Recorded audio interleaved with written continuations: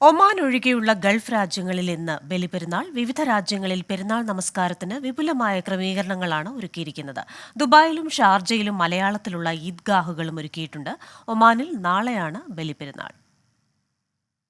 ത്യാഗത്തിന്റെയും സമർപ്പണത്തിന്റെയും മഹത്വം വിളിച്ചോതി ഗൾഫ് നാടുകളിലെ വിശ്വാസ സമൂഹം Baliperunnal നിറവിലാണ്.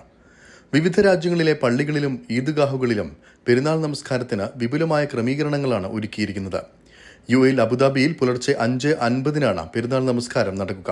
Dubai 5:45 Sharjah, Ajman എമിറേറ്റുകളിൽ 5:54 ഉമൽ ഖ്വൈനിൽ 5:43 Ras al ഖൈമയിൽ 5:41 ഫിജറയിൽ 5:42 നമസ്കാരം നടക്കും. അതേസമയം സൗദി, ബഹ്റൈൻ, കുവൈത്ത്, ഖത്തർ തുടങ്ങിയ രാജ്യങ്ങളിലും ഒരുക്കങ്ങൾ പൂർത്തിയായി. ഖത്തറിൽ രാവിലെ 4:58 നമസ്കാരം നടക്കുക. ദുബായ് മതകാര്യ വകുപ്പിന്റെ സഹകരണത്തോടെ ഇന്ത്യൻ ഇസ്ലാഹി സെന്ററും അൽമനാർ ഇസ്ലാമിക് സെന്ററുമാണ് ദുബായിലെ ഈദ്ഗാഹുകൾ ഒരുക്കുന്നത്. മലയാളത്തിലുള്ള 3 ഈദ്ഗാഹുകളാണ് ഇത്തവണ ഒരുക്കിയിരിക്കുന്നത്.